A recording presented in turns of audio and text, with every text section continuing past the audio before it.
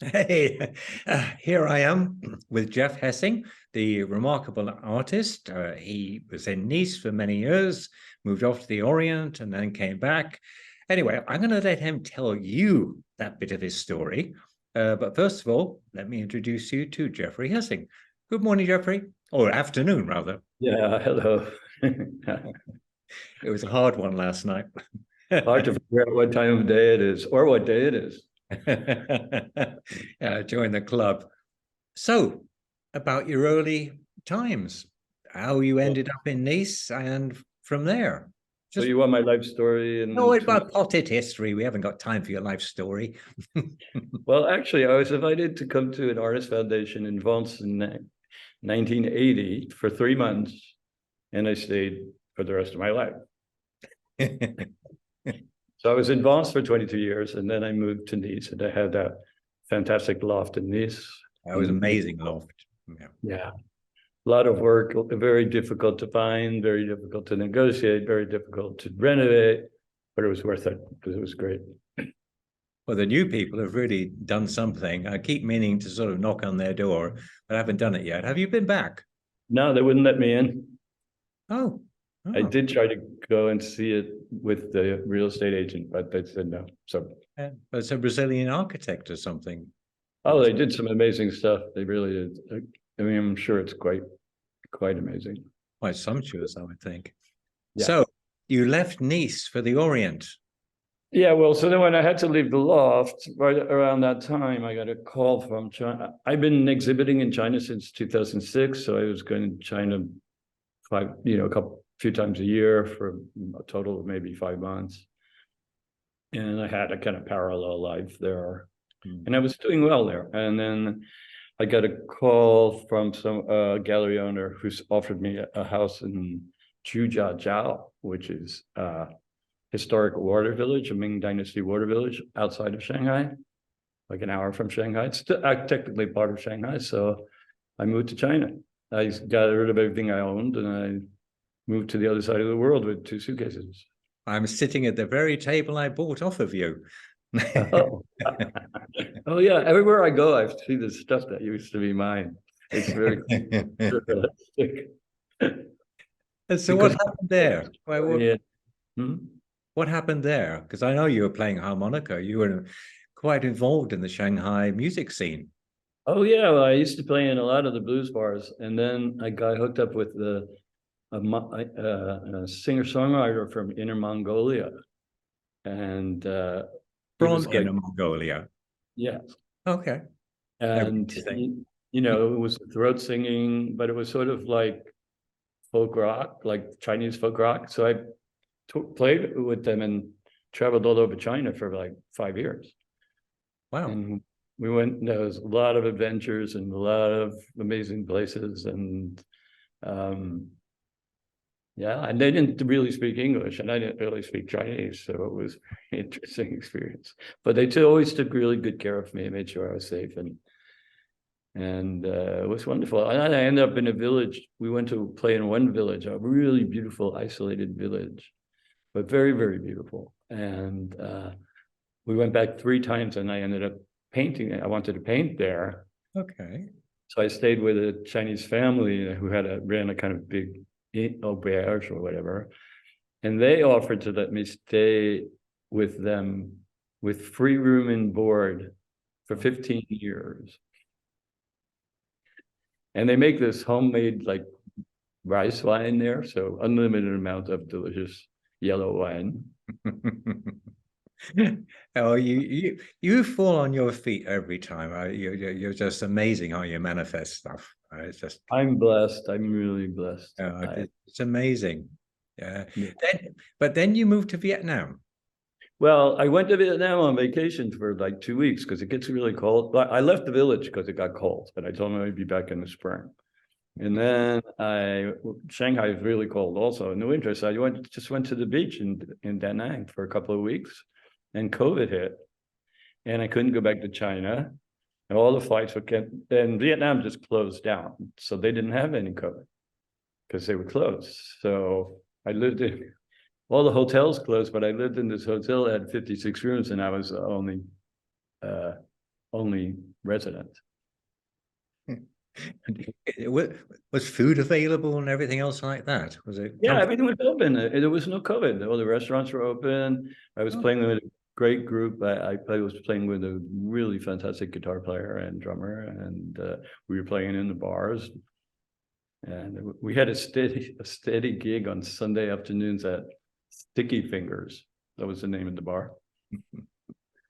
For those who don't know, Jeff is an accomplished harmonica player, together with as a brilliant singer. I remember him when he was in The Last Apes, and those were great concerts. I remember, Yeah, that was fun. jam fondly, I think.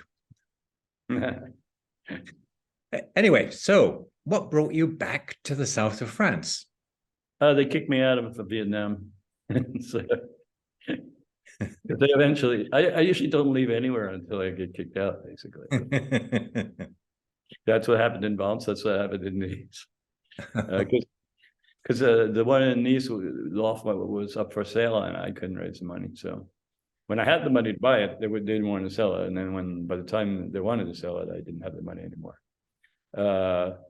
But in Vietnam, they finally did get COVID, and then they had all the expats leave. They canceled all the expats visas because they couldn't take care of their own people. So because they were just prolonging all our visas because they knew we couldn't really go anywhere. So then I went back to New York, and because I had a lot of paperwork to do, a lot of stuff that I hadn't been taken care of, and I was in New York for 6 months. And then I really wanted to come back to France, and I didn't. I know so many people in Nice. I have such a big network of people. It's where I've lived most of my life, but I couldn't find nobody. I couldn't find a place to rent, a good place to rent. And I didn't ask them about it. The Chateau Lanoufal, I've known the Cluse family for like 30 years. And then 20 years ago, they said like, oh yeah, you can always stay at the Chateau. But when somebody invites you like 20 years ago to a Chateau, it's kind of like embarrassing to say, remember when you invited me over to stay at your house 20 years ago? So I didn't contact them, but they contacted me because they saw that I was looking for a place. And Natasha Cluse, who's the head of that, well, no, she has another last name, but she's the head of the foundation, and she's the daughter of my first friend in the Cluse family, and she sent me a message, said, you can stay at the Chateau, just, you're welcome. So I came, and I didn't know how long I would be here, and I also know the director for a long time, but she didn't know how long I would be here either. Like I asked her, how long can I stay? And she just shrugged, and now it's been 1.5 years. Wow. And it's going to be longer because I hear you have an exhibition coming up in September. Yeah, I'm going to have an exhibition that'll open on September 22nd. It won't be up that long, but it'll be big. And it'll just be mainly the work that I've done at the Chateau. I've been painting here for 1.5 years, and I have, I don't know, 30 or 40 paintings and 100 drawings, and I don't know what I'll put up, what I can put up. So what's your current style? Because your most popular style, well, down here was certain, the Provençal paintings. You had your own take on a truly amazing work. Have you continued that? Yeah, pretty much, because that's where I am and that's what I'm doing. So the Chateau is so beautiful. The gardens are amazing and world famous, and I always kind of try to see. I always still do see it differently and see new views and see, even though I've been coming here for a long time and I've been here already. But and I'm kind of doing the same thing, but I'm trying to do it differently, if that makes any sense. No, fill in a little bit on that one. Well, I'm trying to paint worse. Trained to paint worse. Okay, words. Badly. Like if I look at like Matisse, or I look at Chagall or Picasso, think, how did they dare to paint so badly, and have it come out be so wonderful? Or Basquiat, and I think, wow, and because there's a part of me that's always trying to make it right, and there is no right. So how can I make it really wrong? Yeah. So that's what I experiment with, and I make a lot of bad paintings, but every once in a while, something. You don't do bad paintings. Come on. Yeah, but I mean, every once in a while, like a miracle happens. Yeah. Well, you do a lot of miracles, let me tell you, but you may not see it that way.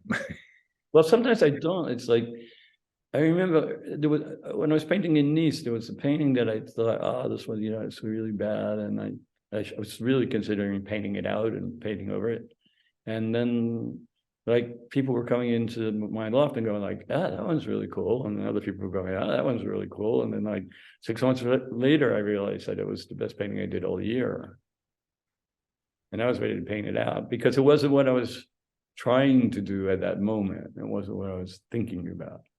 That's intriguing, because I remember a couple of those that you didn't like, but everyone who came by, including myself, really liked.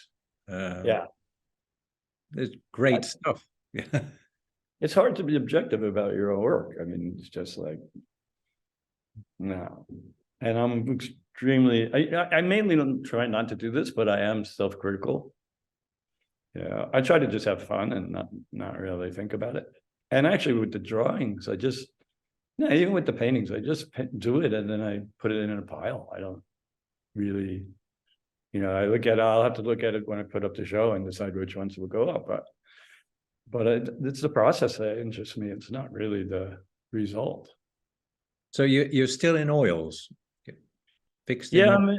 I'm still painting in oils, but because I was traveling so much, so I started to do a lot more drawings and watercolors and Watercolors.